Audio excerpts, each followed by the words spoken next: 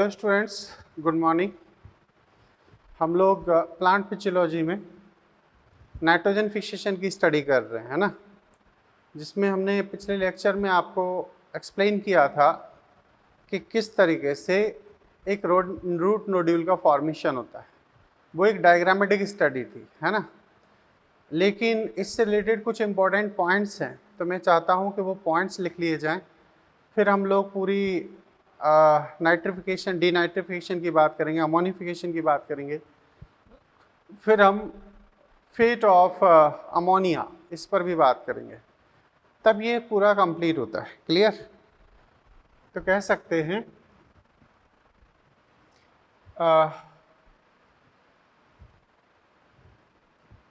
Leguminous पौधों में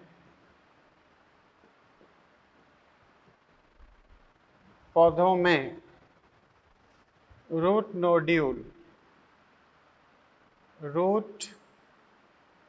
nodule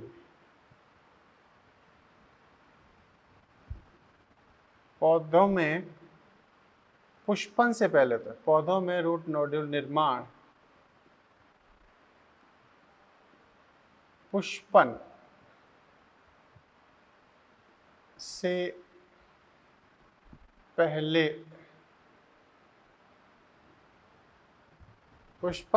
पहले होता है। नंबर 1 बात तो ये है ना, इनमें राइजोबियम N2 फिक्सेशन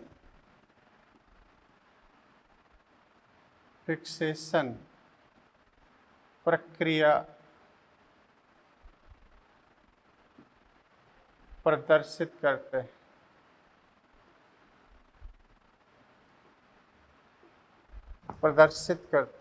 ठीक है, इसी जगह N2 फिक्सेशन राइजोबियम के जरिए संपन्न होता है। राइजोबियम यहाँ पर सहजीवी रूप में पाए जाते हैं। क्लियर? ओके।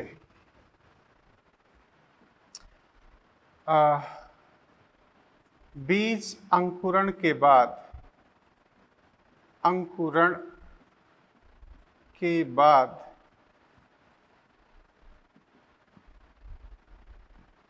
जड़ें लैक्टिन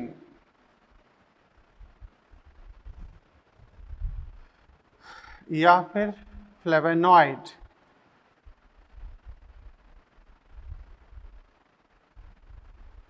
कारकों के रूप में उत्सर्जित करते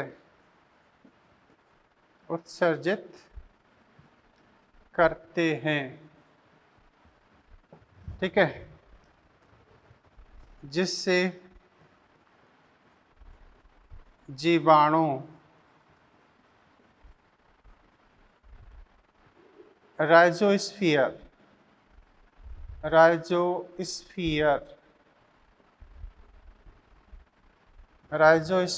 ये मतलब क्लाउड लाइक स्ट्रक्चर के रूप में रूट हेयर के पास व्यवस्थित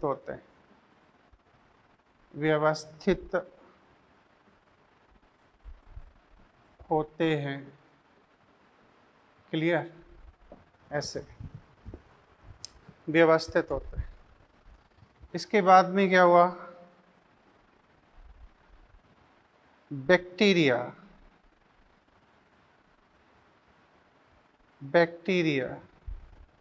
नोड फैक्टर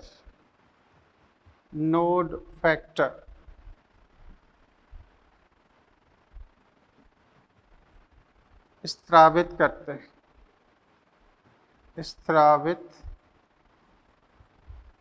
हैं,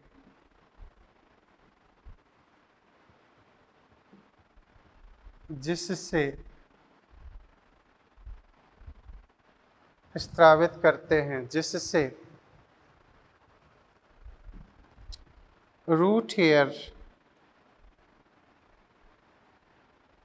कर्लिंग मतलब मुड़ जाते हैं,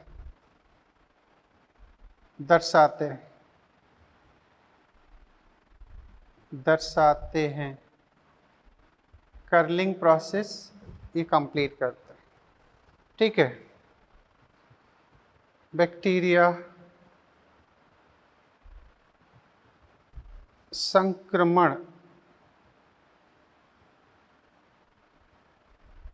तंतु के रूप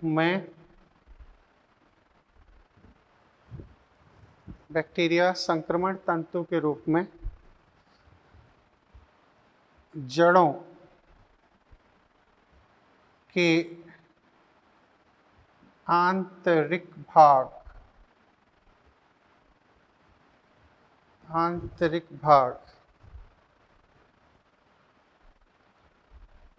में स्थित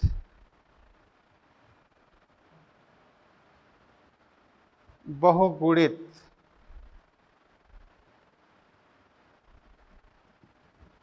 कॉर्टेक्स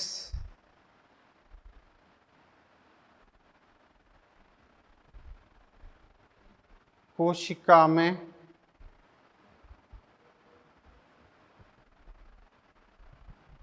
पहुंचते हैं।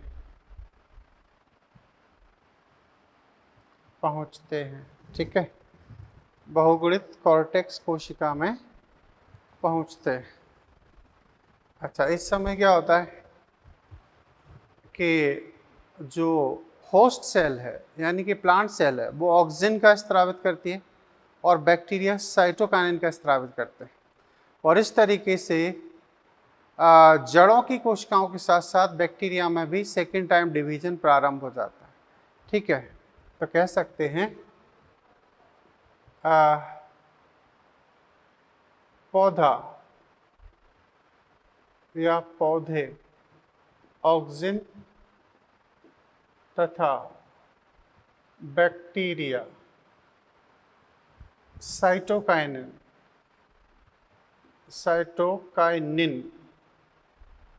का स्त्रावण सिक्रीशन करते हैं,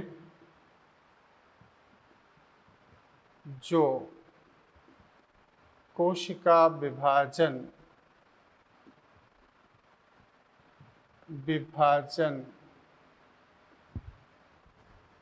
प्रेरित करता है।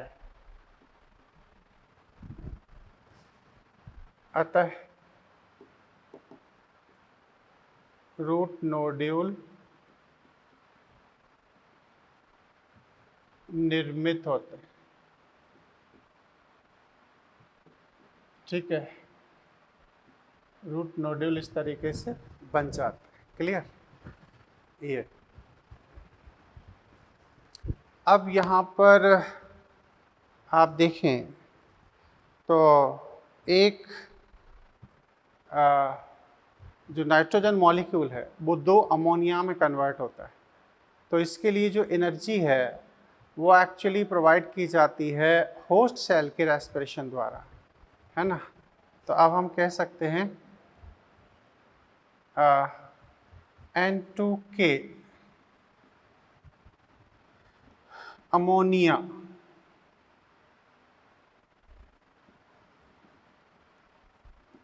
में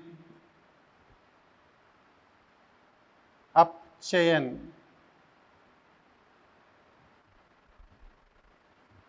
होने के लिए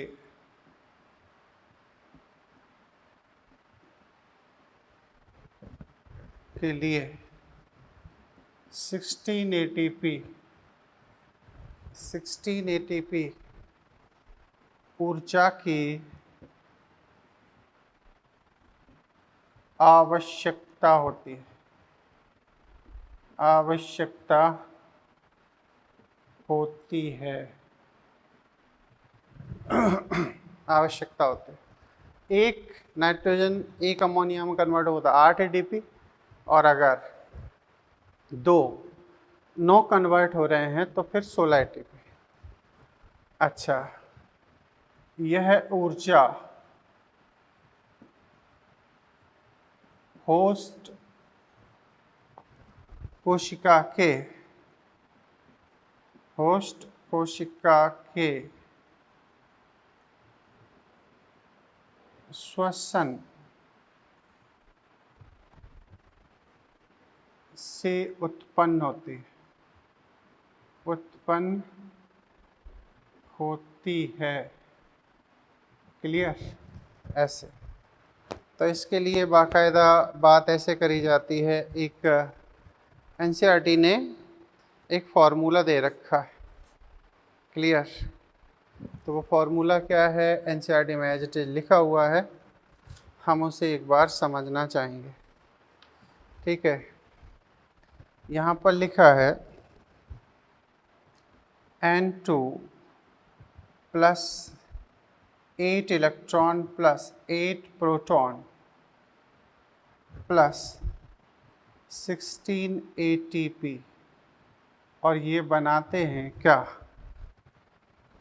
ये बनाते हैं 2 NH3 प्लस 2H प्लस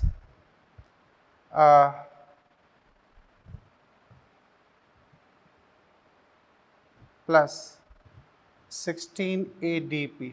ठीक है, तो ये मतलब यहाँ पर 2 नाइट्रोजन के मॉलिक्यूल हैं, इनका कोवेलेंट बॉन्ड भी ब्रेक होना है और इसका अमोनिया में कन्वर्जन होना है ना। तो ये यहाँ पर 16 ATP की रिक्वायरमेंट है और 16 ADP मॉलिक्यूल जनरेट होंगे। इसका मतलब है कि हाई एनर्जी जो बॉन्ड है लास्ट वाला वो ब्रेक होगा और उससे जो इवॉल्व एनर्जी होगी वो अमोनिया फॉर्मेशन में यूज की जाएगी। अब इसे एक अन्य तरीके से समझा जाए तो यहाँ एंजाइम है नाइट्रोजिनेज। कौन? नाइट्रोजिनेज है। मैं थ्योरेटिकल लिख रहा हूँ, एनसीईआरटी ने एक आपको अच्छा खासा डायग्राम दे रखा है, आप उस हिसाब से कर लें। तो यहाँ पर क्या हो रहा है, 2H पॉजिटिव, ये कन्वर्ट हो रहे हैं 2NH में। ठीक है, ऐसे, और ये यहाँ रिडक्शन हो रहा है। क्या हो रहा है? रिडक्शन। फिर क्या होता है, फिर नाइट्रोजनेज आते हैं एक बार और, नाइट्रोजनेज एंजाइम है। ठीक है, नाइट्रोजनेज, फिर रिडक्शन हुआ है ना, एंजाइम वही है नाइट्रोजिनेज, और यहाँ पर फिर से 2H पॉजिटिव को ऐड किया गया, फिर ये बन जाता है आपका 2NH2, इसमें कन्वर्ट होता है, और इसमें कन्वर्ट होने के बाद में अभी एंजाइम के साथ बाइंड अप है, और फिर फाइनली 2NH3 में ये कन्वर्ट हुआ है। यहाँ फिर से 2H है, और ये मॉलिक्यूल बाइंड अप किस में है, ये रिडक्शन हो रहा है और नाइट्रोजिनेज। क्या है? नाइट्रोजिनेज। एंजाइम के प्रेजेंस में सारा काम चल रहा है। तो एनसीईआरटी इस तरीके से मानती है, और यहाँ पर इलेक्ट्रॉन भी आते हैं और अल्टीमेटली ये अमोनिया में कन्वर्ट हो जाता है। इसे आप एनसीईआरटी से डायग्राम बनाए है ना, तो मैंने आपको शॉर्ट फॉर्म में ये समझा दिया है। मतलब ये कि यहाँ पर N2 आएगा। क्या आएगा? N2 नाइट्रोजनेज से बाइंड अप होगा, और फिर ये इस तरीके से कन्वर्ट होने वाला है, ऐसे। ये ठीक है, ये चीज़ होगी। तो एनसीईआरटी ने ये बात कही है, इस तरीके से अमोनिया का फॉर्मेशन हमें देखने को मिलता है। फिर कह रहा हूँ कि ये डायग्राम एनसीईआरटी में अच्छे से दिया है, आप लोग उस एनसीईआरटी से इसे बनाएं। क्लियर? अब हम चलते हैं, नाइट्रोजन फिक्सेशन कंप्लीट हुआ है। अब जो प्रोसेस आएगी वो है याद है? वो होगा आपका बड़ा इंटरेस्टिंग पहलू है नाइट्रिफिकेशन। उसके बाद में हम बात करेंगे ऐसे। चलिए पहले अमोनिफिकेशन की बात कर लेते हैं। अमोनिफिकेशन, बैसिलस रिमोसस, बैसिलस माइकोइड्स, ये क्या करते हैं? ये कहीं ना कहीं अमोनिया में कन्वर्जन करते हैं, तो समझ लेते हैं। अब अगला हेडिंग है अमोनिफिकेशन। अमोनिफिकेशन भाई, एक तो है नाइट्रोजन फिक्सेशन के जरिए अमोनिया बन गया, और एक प्रोसेस होती है जैसे डेड ऑर्गेनिक कंपाउंड होते हैं, क्योंकि हम एनिमल्स की बॉडी मैक्सिमम प्रोटीन से बनी है, इसमें अमीनो एसिड्स होते हैं। ये अमीनो एसिड दोबारा से अमोनिया में कन्वर्ट हो जाते हैं, या मृत जो पदार्थ हैं वो दोबारा से बैक्टीरिया के मदद से कन्वर्जन हो जाते हैं। तो अगली जो सेकंड हेडिंग थी एंटो फिक्सेशन के बाद, वो थी अमोनिफिकेशन। अमोनिफिकेशन, अमोनीकरण, है ना? तो कह सकते हो मृत पदार्थों से उत्सर्जित नाइट्रोजन का अमोनिया में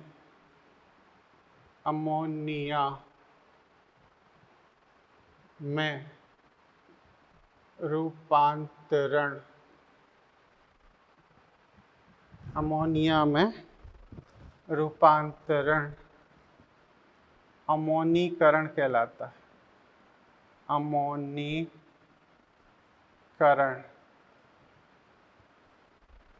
कहलाता है, ठीक है?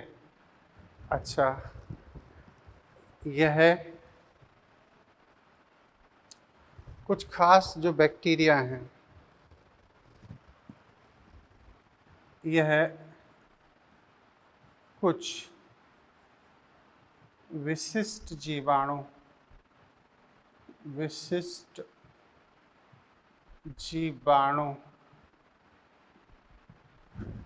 बैसिलस रिमोसस, है ना?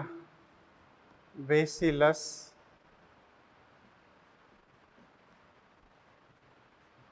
रिमोसस, बैसिलस रिमोसस तथा बैसिलस माइकोइडिस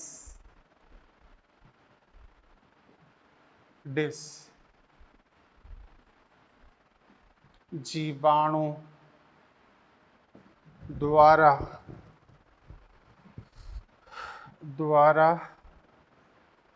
संपन्न होता है,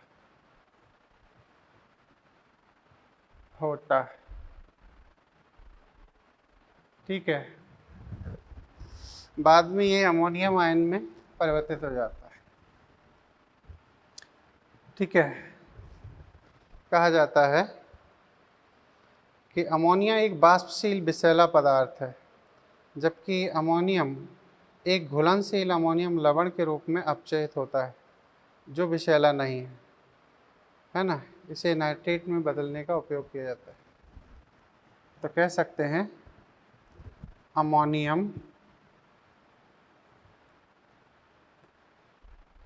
एक वाष्पशील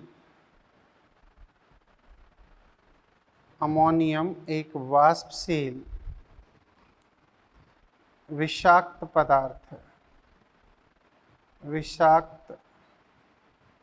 पदार्थ है। अतः इसे NH4 अमोनियम, प्रोटोनीकृत करके अमोनियम में, इसे अमोनियम में बदला जाता है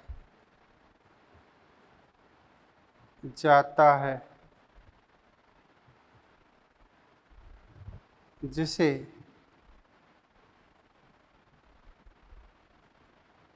पौधों के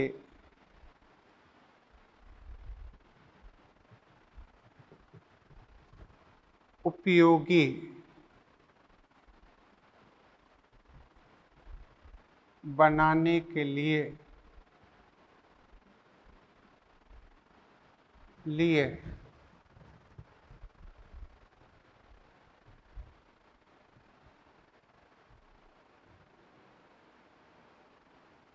अमीनो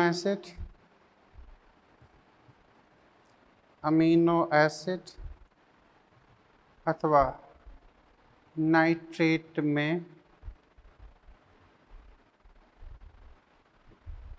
बदला जाता है, ऐसे तब जाके प्लांट के लिए यूजेबल बनते हैं। अब अपन पढ़ेंगे, नाइट्रेट बन चुका है, अब पढ़ेंगे अपन नाइट्रिफिकेशन। अगली हेडिंग होगी नाइट्रिफिकेशन। Next heading nitrification. ये बहुत इम्पोर्टेंट है अकॉर्डिंग टू मी, इसे अच्छे से समझें। पीएमटी में अक्सर इस सेगमेंट से क्वेश्चन आता है, वो है नाइट्रिफिकेशन। नाइट्रिफिकेशन क्या है? अगली हेडिंग है नाइट्रिफिकेशन, ठीक है, ये तीसरा स्टेप है नाइट्रिफिकेशन। अब अमोनिया आपने बना लिया है, इस अमोनिया का नाइट्राइट और फिर नाइट्रेट में जो कन्वर्जन है वो एक्चुअली नाइट्रीकरण कहलाता है। क्लियर? और मैं पहले ही बता दूं ये 2 स्टेप में होता है। कैसे क्या होता है समझने की ज़रूरत है। इसे बहुत अच्छे से आप समझें, ये पीएमटी में अक्सर एग्ज़ाम में पूछा जाता है ना। तो सबसे पहली बात तो ये समझ लें कि यहाँ पर जो बैक्टीरिया हैं वो एक्चुअली ऑटोट्रॉफिक बैक्टीरिया की कैटेगरी में आते हैं, है ना। क्यों? क्योंकि याद करो, आपने पढ़ा होगा बैक्टीरिया में, जैसे डाइवर्सिटी में अपन ने, या आप पढ़ोगे, डाइवर्सिटी के अंतर्गत पढ़ाया जाता है mode of nutrition in prokaryote या स्पेशली बैक्टीरिया। तो बैक्टीरिया में जो मोड ऑफ न्यूट्रिशन होता है वो 2 तरीके का होता है। एक ऑटोट्रॉफिक बैक्टीरिया होते हैं, एक हेटेरोट्रॉफिक बैक्टीरिया होते हैं। और जो ऑटोट्रॉफिक बैक्टीरिया होते हैं वो फिर से 2 प्रकार के होते हैं। एक होते हैं फोटो ऑटोट्रॉफिक बैक्टीरिया, जो लाइट की प्रेजेंस में भोजन बनाते हैं, यानी कि ग्लूकोज बनाते हैं। और दूसरे बैक्टीरिया होते हैं जो लाइट की एब्सेंस में भी भोजन बना सकते हैं। कैसे? वो क्या करते हैं, वो एक केमिकल कंपाउंड को, खासतौर से इनऑर्गेनिक कंपाउंड को उसी के दूसरे स्वरूप में ऑक्सीडाइज कर देते हैं, ऑक्सीजन की प्रेजेंस में ऑक्सीकृत उसे कर देते हैं। और उस दौरान जो एनर्जी निकलती है उस एनर्जी का उपयोग ये बैक्टीरिया अपने भोजन निर्माण में कर लेते हैं। तो इस तरीके से इन्हें कीमो ऑटोट्रॉफिक बैक्टीरिया की श्रेणी में रखा जाता है। तो इसमें नाइट्रिफिकेशन में जितने भी जीवाणु हैं वो कीमो ऑटोट्रॉफिक हैं। आप एनसीईआरटी को ध्यान से देखो, वहाँ पर लिखा होगा रसायन स्वपोषी या कीमो ऑटोट्रॉफिक बैक्टीरिया, ठीक है। तो कह सकते हैं अमोनिया का, किसका? अमोनिया का नाइट्राइट नाइट्राइट अथवा नाइट्रेट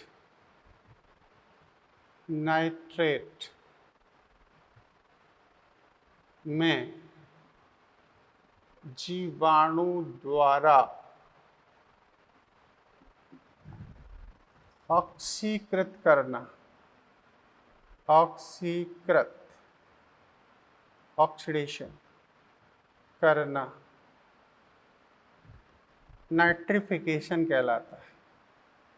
नाइट्रिफिकेशन कहलाता है। क्लियर?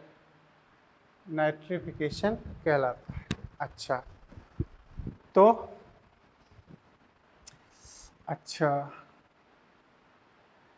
इस से संबंधित जीवाणु रसायन स्वपोषी कीमोऑटोट्रॉपिक, रसायन स्वपोषी कीमोऑटोट्रॉपिक माने जाते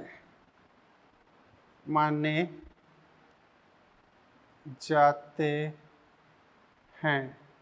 ठीक है, कीमोऑटोट्रॉपिक बैक्टीरिया हम इन्हें कहते हैं। ओके, अच्छा, ये 2 पदों में संपन्न होता है। अच्छा, नाइट्रिफिकेशन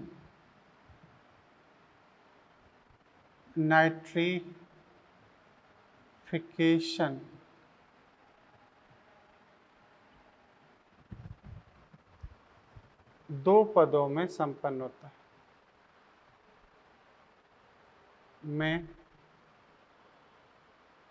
संपन्न होता है। ठीक है, वो क्या है? सबसे पहले तो क्या होगा? फर्स्ट स्टेप, अमोनिया का जो कन्वर्जन है वो नाइट्राइड में होगा, है ना। और इसमें जो काम करने जा रहा है वो है नाइट्रोसोमोनास एंड नाइट्रोकोकस। ये बैक्टीरिया भाग लेंगे। नाइट्रोसोमोनास, नाइट्रोकोकस, ये बैक्टीरिया भाग लेने जा रहे हैं, है ना। तो अब अमोनियम का ऑक्सीकृत हो रहा है नाइट्राइड में, है ना। तो NH3 प्लस O2, इसमें 2 मॉलिक्यूल O2 के यूज होंगे, 2 अमोनिया के यूज होंगे, तो 2 then 2, है ना। यहाँ पर बनने जा रहा है क्या? NO2, है ना, प्लस 2 वाटर मॉलिक्यूल, ये बनेंगे। और जो जनरेट होगा 2 प्रोटॉन्स, है ना, प्लस 2 प्रोटॉन जनरेट हुए और इसमें एनर्जी जनरेट होगी। क्या? एनर्जी। ओके, बैक्टीरिया कौन से हैं? इसमें बैक्टीरियाओं का जो यूज हो रहा है वो हो रहा है नाइट्रोसोमोनास एंड नाइट्रोकोकस। आप इन्हें ज़रूर याद रखें, है ना। तो अमोनिया का नाइट्रेट में ऑक्सीकृत हुआ है। ये जो एनर्जी निकली है इसे ये बैक्टीरिया अपने फूड के फॉर्म में यूज कर लेंगे। क्लियर? अच्छा जी, ये बात। अब अगला स्टेप आएगा जहाँ पर नाइट्राइट कन्वर्ट होगा नाइट्रेट में। यहाँ पर 10,000 किलो कैलोरी निकली है और यहाँ 20,000 किलो कैलोरी निकलेगी। ये। तो अब अगला स्टेप है सेकंड। वो सेकंड स्टेप क्या है कि 2 मॉलिक्यूल नाइट्रेट के आएंगे, नाइट्राइड के, ठीक है, और यहाँ पर O2, 2 molecule, single molecule O2 का यूज हो रहा है और नाइट्रेट में ये कन्वर्जन हो रहा है, ठीक है, नाइट्रेट ऐसे ये कन्वर्ट हो जाएगा 2 मॉलिक्यूल्स, ये ऐसे, प्लस इसमें निकलेगी एनर्जी। क्या निकलने जा रही है? Energy, NO3 minus plus energy, energy निकली है कैलोरी, और इसमें एनर्जी निकली थी 10,000 किलो, वो सिर्फ कैलोरी, ये। अच्छा, ये एनर्जी। अब यहाँ पर जो बैक्टीरिया थे वो कौन थे? वो है नाइट्रोबैक्टर। कौन है? नाइट्रोबैक्टर। ये बैक्टीरिया यहाँ पर पार्टिसिपेट कर रहा है, काम कर रहा है ना।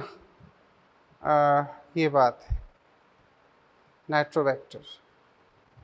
इसके अलावा ये एनसीईआरटी में दिए गए, इसमें यहाँ स्टार बना के एक चीज़ और लिख सकते हैं, फंगस, फंगस, एस्परजिलस, एस्परजिलस तथा पेनिसिलियम, पेनिसिलियम भी इस प्रक्रिया में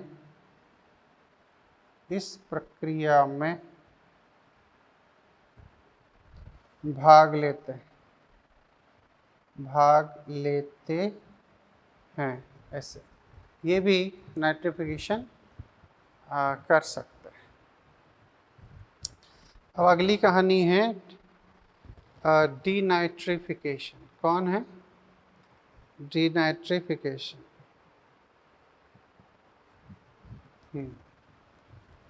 तो ये तो है नाइट्रिफिकेशन। अमोनिया जो भी बना है, चाहे वो डेड ऑर्गेनिक कंपाउंड से बना हो, चाहे वो नाइट्रोजन फिक्सेशन से बना हो, वो नाइट्रेट में बदल जाएगा। क्लियर? ओके। अब है डीनाइट्रिफिकेशन, चौथा स्टेप, डीनाइट्रिफिकेशन। डीनाइट्रिफिकेशन,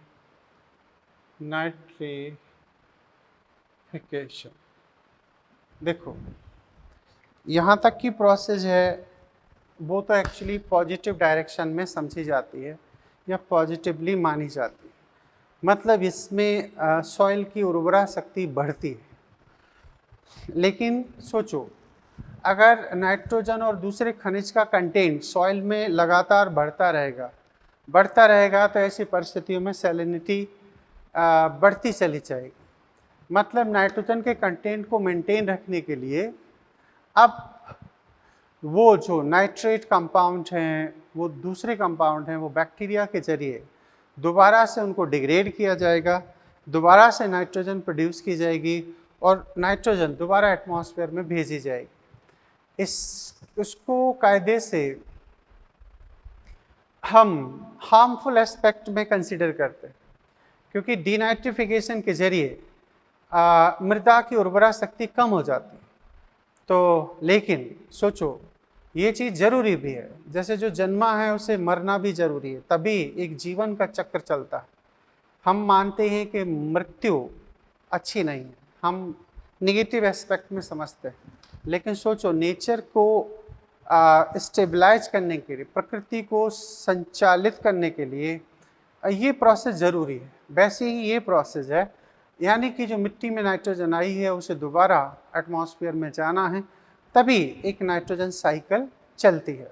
नाइट्रोजन चक्र का मतलब क्या होता है? चक्र का यही तो मतलब होता है कि अल्टीमेटली जहाँ से, जिस सोर्स से जो कंपोनेंट आया है उसे दोबारा उसी जगह पहुँचना है। तो यही नेचर का नियम भी है।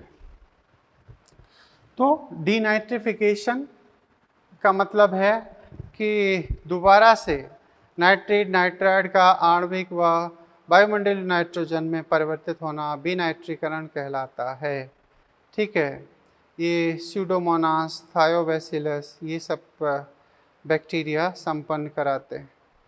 इसमें बैसिलस डीनाइट्रिफिकेंस भी हैं, थायोबैसिलस डीनाइट्रिफिकेशन है, माइक्रोकोकस डीनाइट्रिफिकेंस, स्यूडोमोनास डीनाइट्रिफिकेंस भी है ना। तो कह सकते हैं नाइट्रेट तथा नाइट्राइट का जीवाणुओं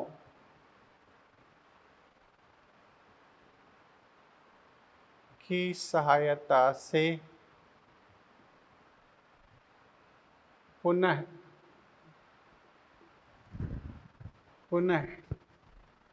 वायुमंडलीय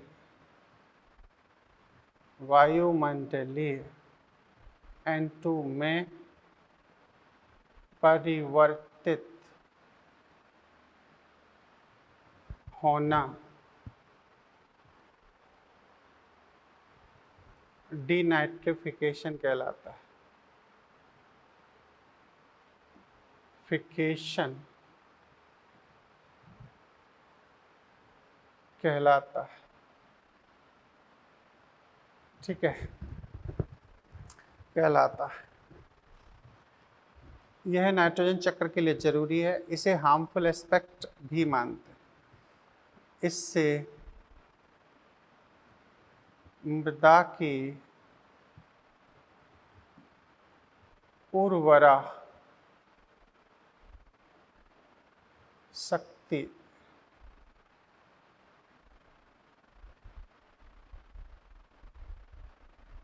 कम होती है,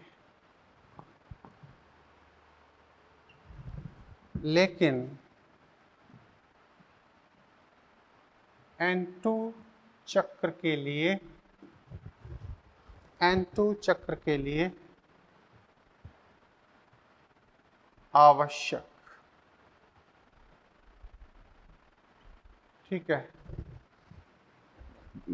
अब बैक्टीरिया जैसे कह सकते हैं इसे कौन कौन, इसे स्यूडोमोनास,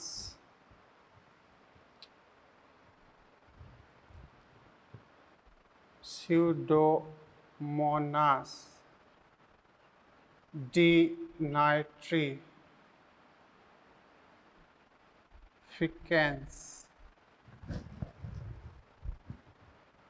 स्यूडोमोनास डीनाइट्रिफिकेंस, आपका थायोबैसिलस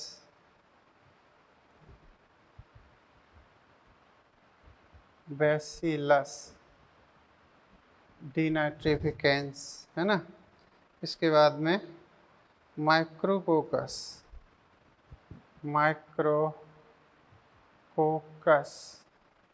डीनाइट्रिफिकेंस, जीवाणु द्वारा संपन्न किया जाता है ऐसे। तो ये बैक्टीरिया याद रखें आप, है ना।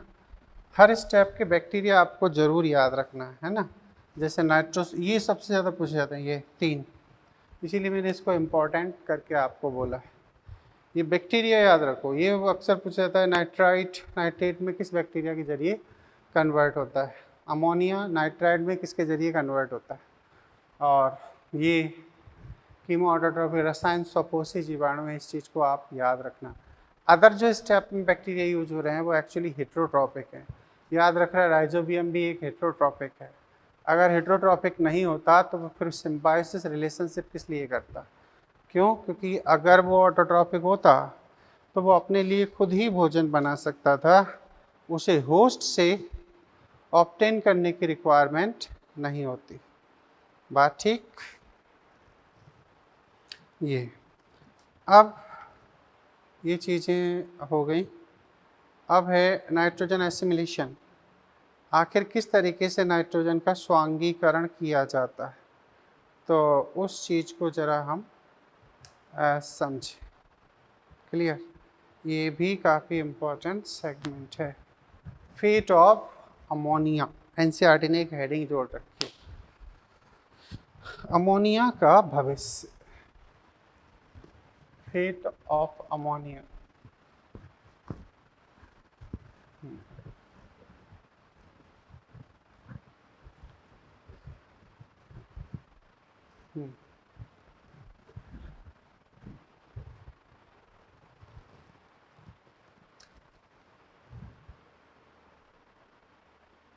फेट ऑफ अमोनिया, अमोनिया का भविष्य।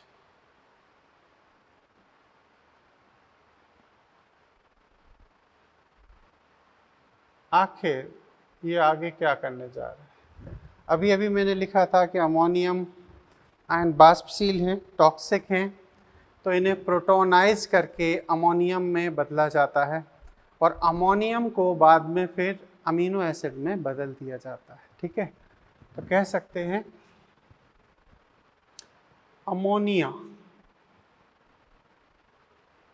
विषाक्त होता है, अतः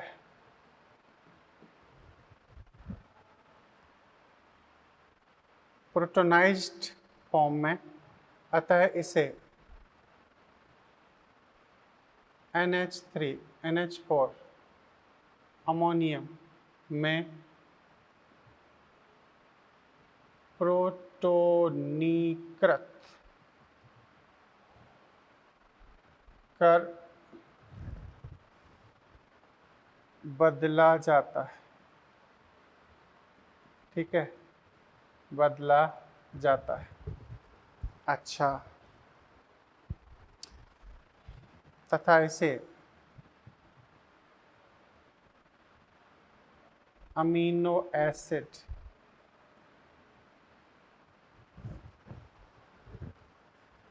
अथवा नाइट्रोजन यौगिकों में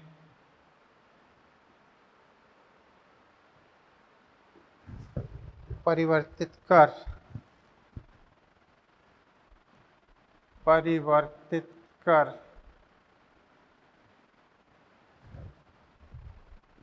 पौधों के लिए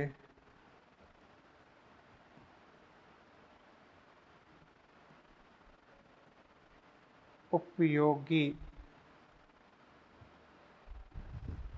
बनाया जाता है, बनाया जाता है। क्लियर? ऐसे इस तरीके से। तो alpha ketoglutaric acid NADPH2 ammonium, हाँ, ग्लूटामेट डिहाइड्रोजनेज, ग्लूटामिक अम्ल, पानी, NADPH2। तो ये कन्वर्ट कैसे हो रहा है? मतलब ये अल्फा कीटोग्लूटरिक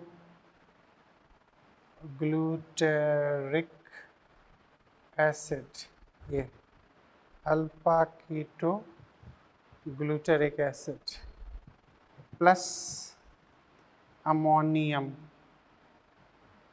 प्लस NADPH2। ठीक है, यहाँ कौन है?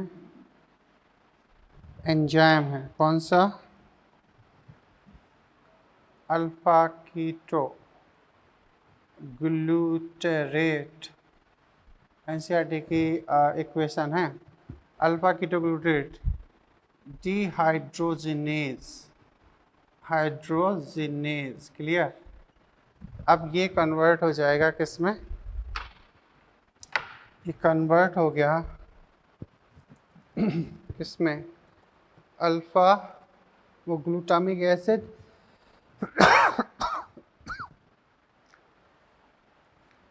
ग्लूटामिक एसिड प्लस ये कन्वर्ट हुआ है वाटर में, H2O पानी के मॉलिक्यूल बने हैं, और प्लस ये है NADP में कन्वर्ट हुआ है ना। तो कहने का मतलब ये हुआ कि ये अमोनियम रिएक्शन करके अमीनो एसिड में बदल गया, और ये अमीनो एसिड क्या होते हैं, पौधे में प्रोटीन बनाने के लिए उपयोग में लाए जाते हैं। क्लियर? ऐसे। अब जो अगली कहानी है उसमें जो दिखता है वो कुछ ऐसे है। अमीनो एक्सेप्टर ट्रांस एमिनेशन, यहाँ कीटो जो ग्रुप है वो रिप्लेस किया जाएगा अमोनियम, मतलब अमोनिया के जरिए। ठीक है,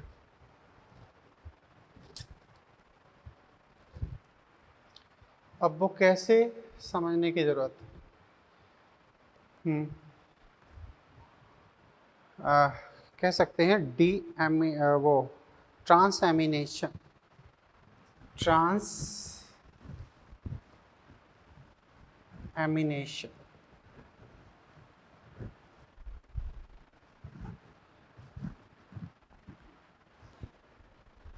अगली कहानी है ना। ट्रांस एमिनेशन,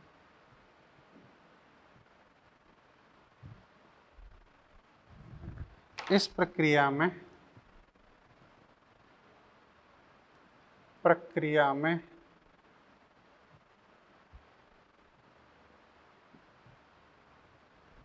एक अमीनो एसिड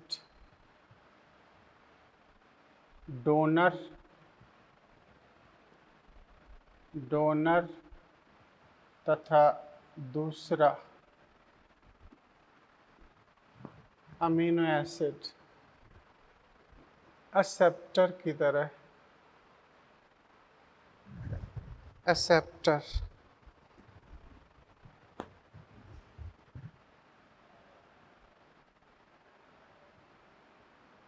ग्राही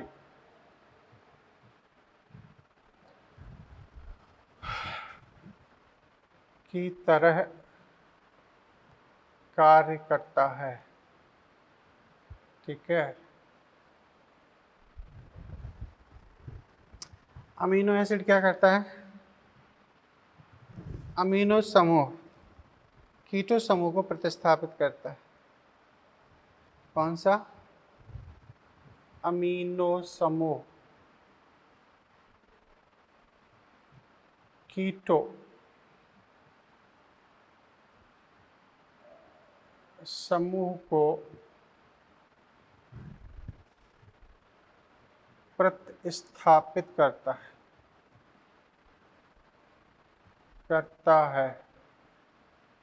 कैसे, जरा समझने की जरूरत है। जैसे R1 है, ठीक है, NCERT से मैं एज इट इज लिख रहा हूँ, ये C है, ये H है, ठीक है, ऐसे। अब COOH माइनस है ना, और नीचे है NH3 अमोनियम। ये तो हो गया अमीनो डोनर। कौन है? अमीनो डोनर की तरह काम करेगा। दाता क्लियर? प्लस यहाँ पर कौन आ रहा है, ये है R2 में आप क्या देख रहे हो, यहाँ है कीटो ग्रुप है ना, और ये COO ये एसिड। अब ये है अमीनो एक्सेप्टर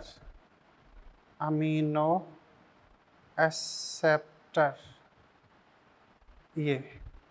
अब ये रिवर्सिबल प्रोसेस होती है ना, तो अब इसमें क्या हो जाएगा, ये अमीनो इसको रिप्लेस कर देगा, तो इसमें क्या हो रहा है, इसमें देखें R1, अब ये कीटो ग्रुप यहाँ आ गया और ये इस तरीके से प्लस R2 और ये हमें यहाँ पर नज़र आएगा। ठीक है, ये तो याद करो, ये R1 क्या है, डोनर।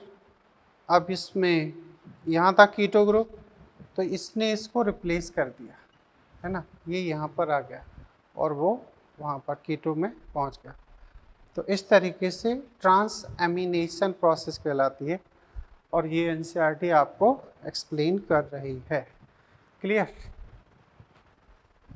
अब यहाँ पर बड़ी इंटरेस्टिंग स्टोरी है, वो ये कि 2 amides asparagine and glutamine found in plant are the structural part of protein। तो ये समझे।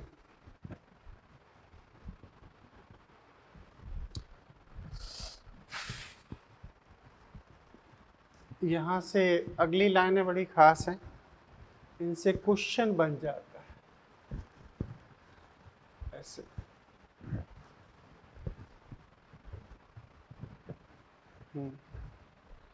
एक बात और, हिंदी में ये जो इक्वेशन है, इसकी जगह ऊपर वाली इक्वेशन अल्फा कीटोग्लूटरिक एसिड वाली रिपीट की गई है। ठीक है, तो आप उसे करेक्ट कर लें, या फिर वो अमोनिया जहाँ बनाए गए, यहाँ पर आप इक्वेशन को ध्यान से देखें, उनमें गलती है ना, तो उसे सही कर लें एनसीईआरटी में। अब है 2 अमाइड्स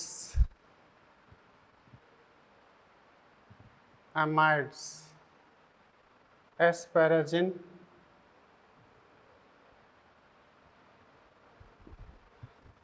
तथा ग्लूटामिन,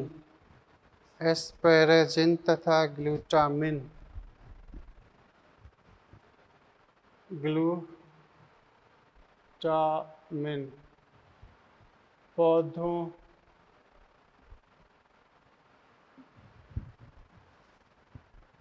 में प्रयुक्त होने वाले संरचनात्मक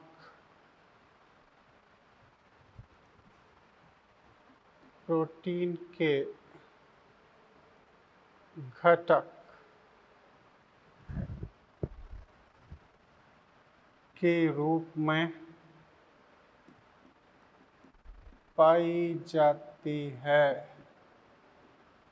ठीक है, अमाइड्स, एस्पैराजिन, ग्लूटामिन, पौधों में जो प्रोटीन होती है उसके घटक के रूप में ये पाई जाती है। तो ये बनते हैं। अच्छा, इनका निर्माण किससे होता है? इनका निर्माण एस्पार्टिक तथा ग्लूटामिक अमीनो एसिड के उपयोग से होता है। अच्छा, जो अमाइड्स होते हैं उनमें अतिरिक्त अमीनो एसिड होते हैं, जिससे कि इनमें नाइट्रोजन का कंटेंट ज़्यादा होता है। तो कह सकते हैं अमाइड्स में अतिरिक्त अमीनो समूह होने से अन्य अमीनो एसिड की अपेक्षा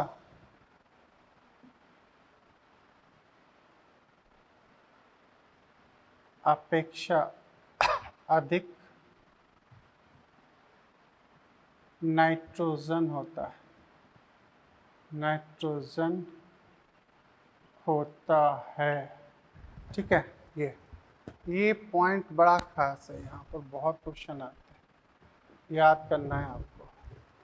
हाँ, केमिस्ट्री वाला टीचर और एक्सप्लेन करेगा आपको इनको। एक होते हैं यूराइड्स, यूराइड्स ये नाइट्रोजन कंपाउंड हैं, और लेकिन ये कुछ खास सोयाबीन आदि में बनते हैं। यूराइड्स नाइट्रोजन घटक सोयाबीन जिनमें नाइट्रोजन ज़्यादा होता है, क्योंकि सोयाबीन में सबसे ज़्यादा मात्रा में प्रोटीन पाया जाता है, तो इसे कुछ तो एक्स्ट्रा चाहिए। नाइट्रोजन सोयाबीन आदि में बनते हैं। ठीक है, इनमें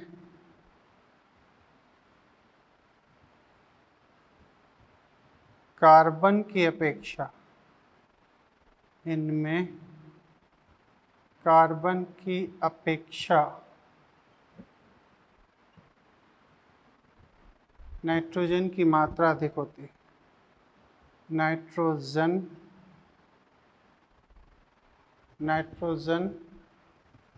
की मात्रा अधिक होती है, अधिक होती है ना। इनका स्थानांतरण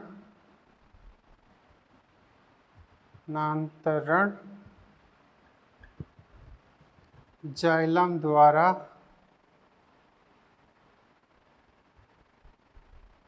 ही संपन्न होता है।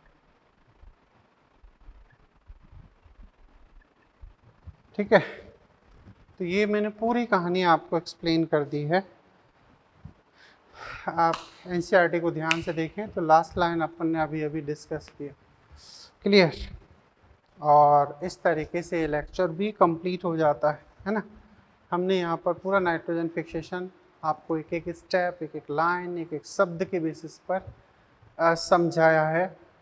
उम्मीद करते हैं कि आपको ये बातें समझ में आई होंगी। अब इसके बाद में जो लेक्चर है वो बहुत इम्पॉर्टेंट। क्यों इम्पॉर्टेंट है? क्योंकि अब हम रेस्पिरेशन के बारे में स्टडी करेंगे, तो रेस्पिरेशन की स्टडी अब स्टार्ट हो जाएगी। ठीक है, हम नेक्स्ट लेक्चर में आपसे मिलते हैं। Okay, thank you.